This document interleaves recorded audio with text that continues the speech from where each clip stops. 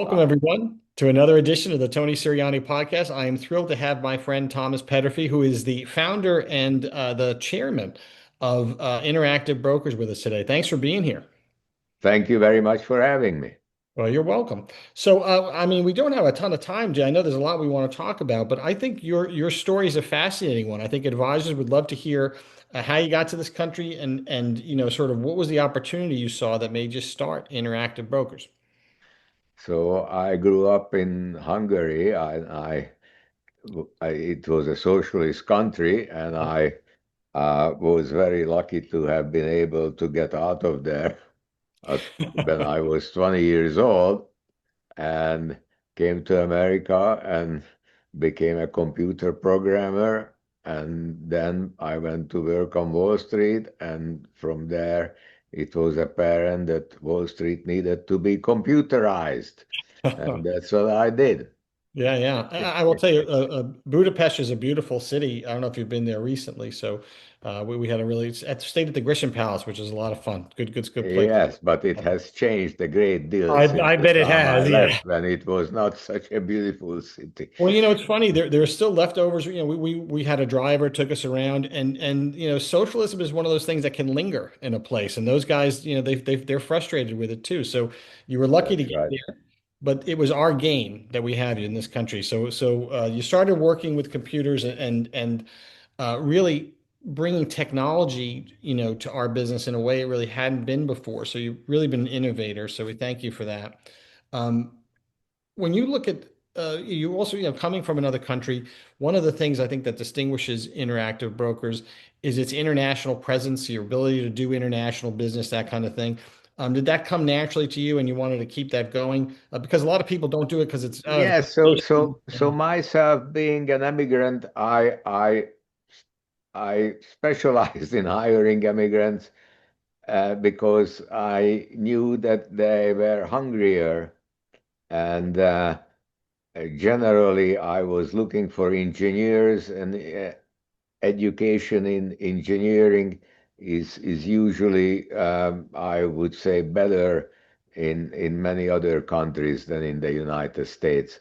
So I was able to hire a lot of immigrants, and then it came naturally to us to expand worldwide, globally, so that we currently have Interactive Brokers has 170 markets Yeah. and 29 currencies in which we transact. And so we're a very global firm today.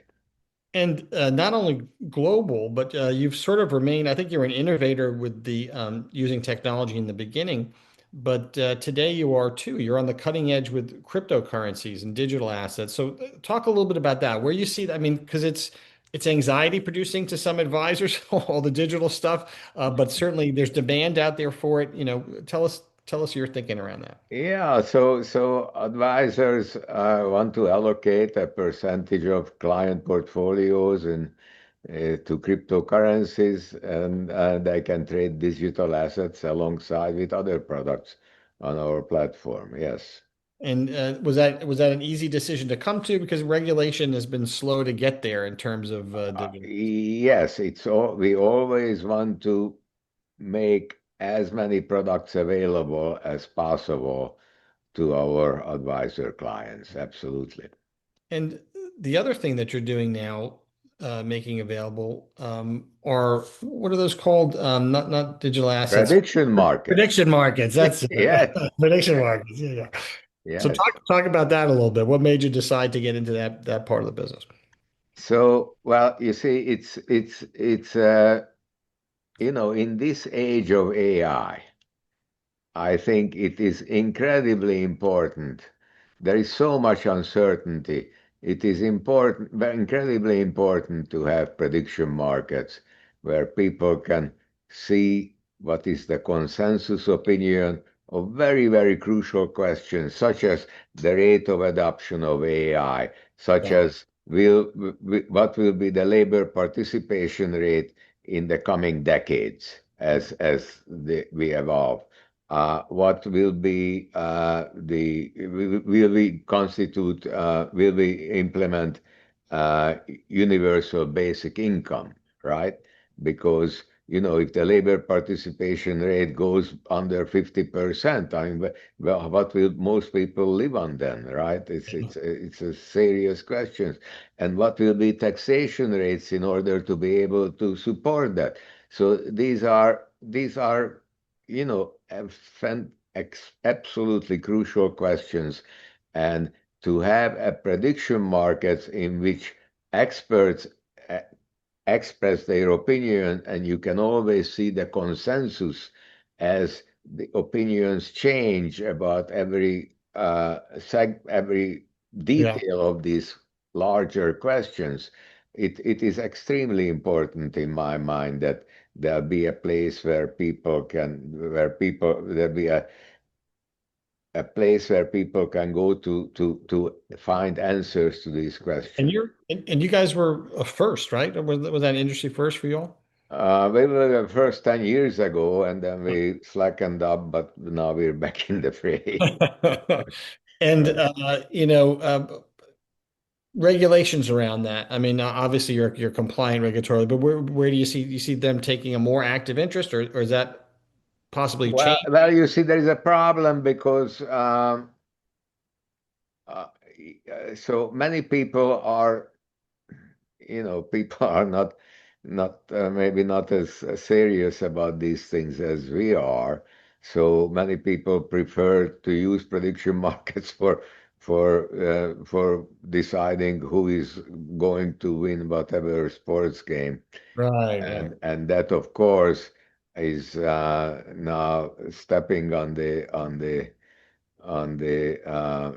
on the tail of states who regulate sports, and they have a large income from there. So there are now court cases going on about between the states and those prediction market platforms that cater to the sports fans.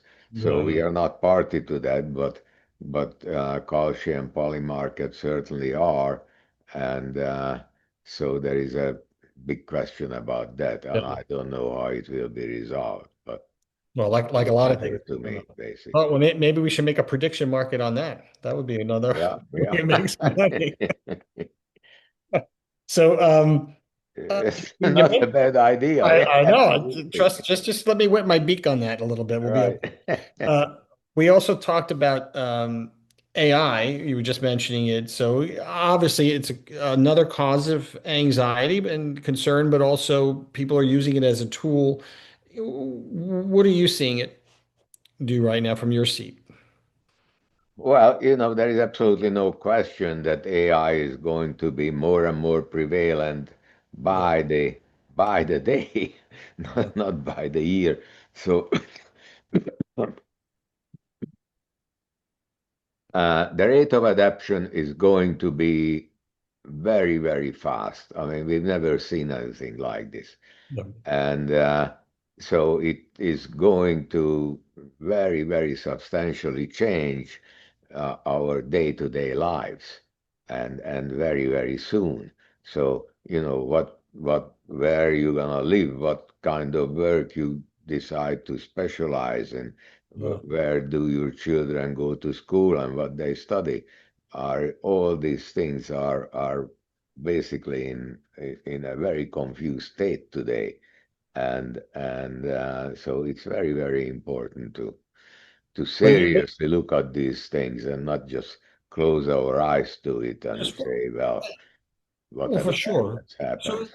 but as far as markets are concerned, I don't know if Ron Kraszewski, he's the CEO of Stifel. He wrote an article recently that said, markets are not a chess game, right? There's not like a finite number of moves and they're affected by regulation, by human emotions, by different human needs that you need. So he felt his argument was you really can't take the human out of the markets in themselves. Do you feel similarly, or you think AI will keep creating this consensus and then everyone's going to go along with the consensus opinion?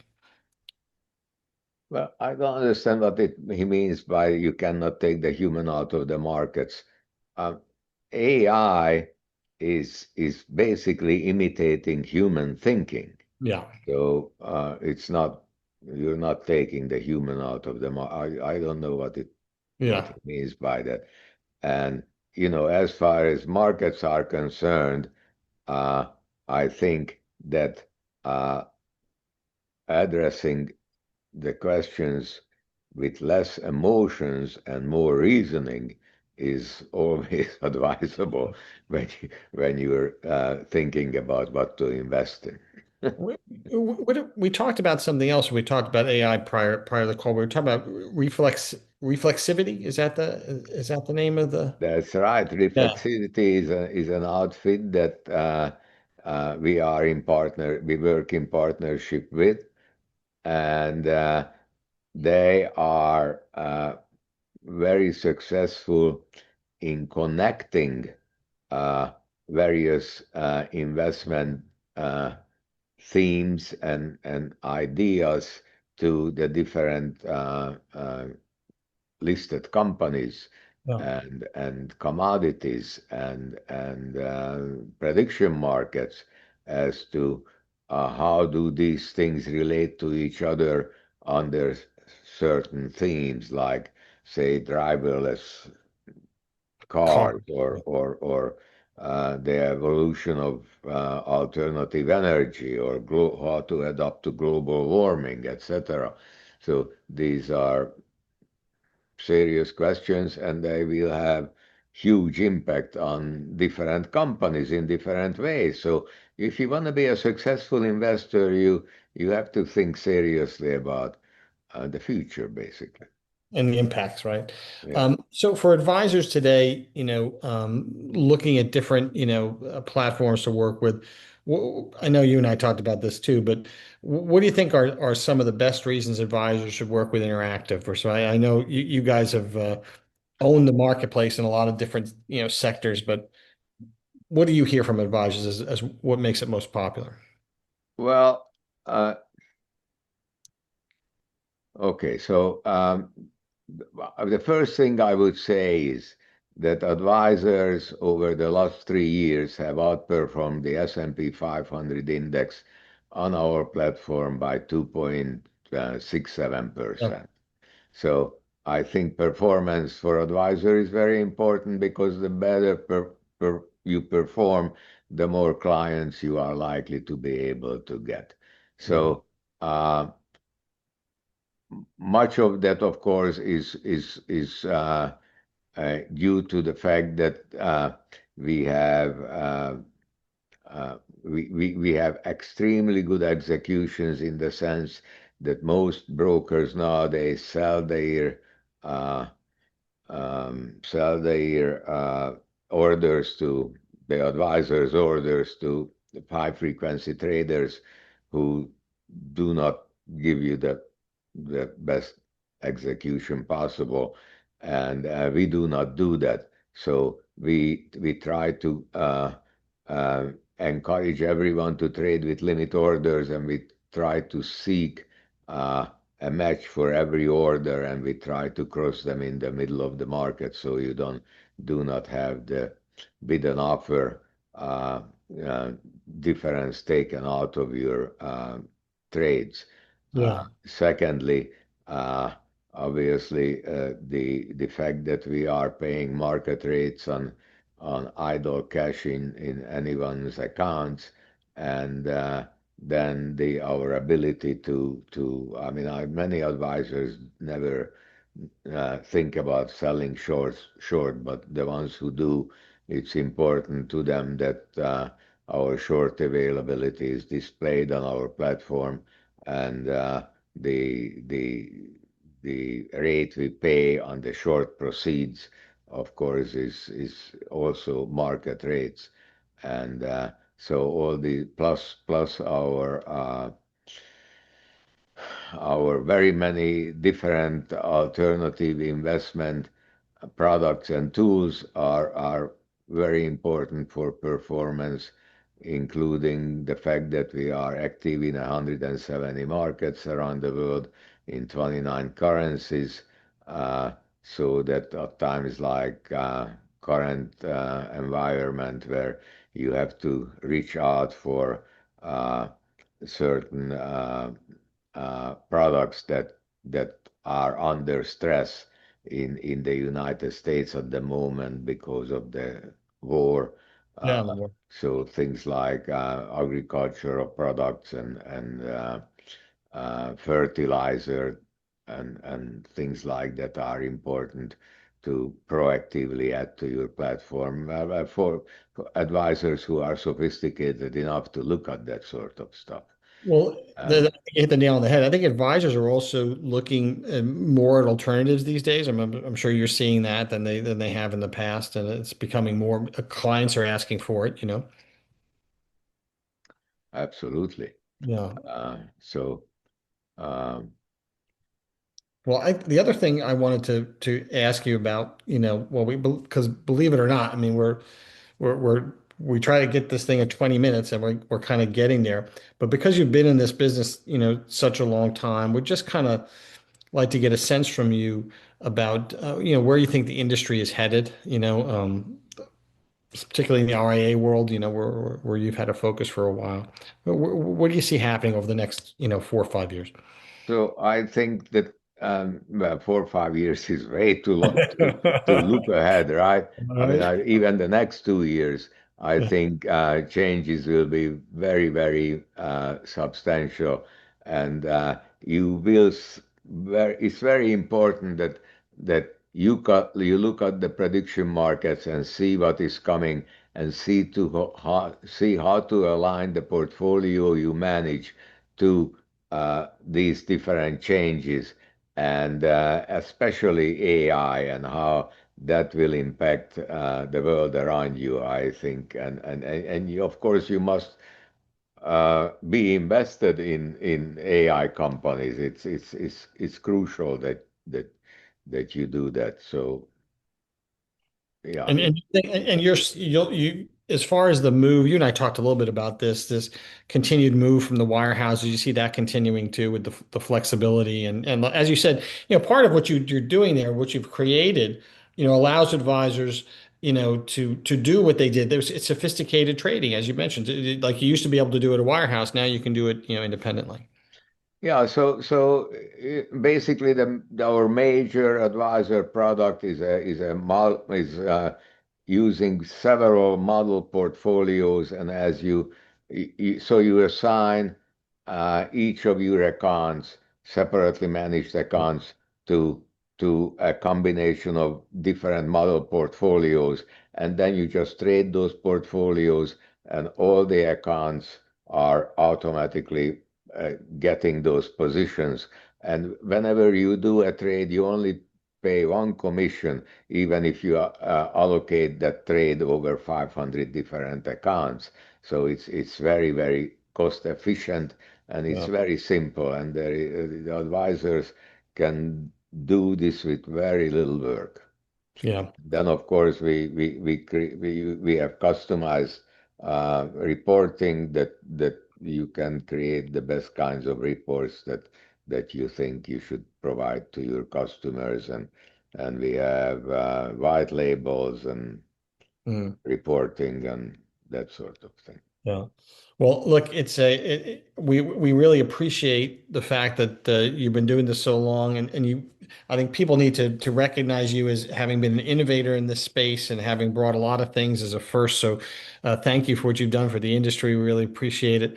And look, we've already been over 20 minutes, so appreciate everything you've done. Thank you very much for being here.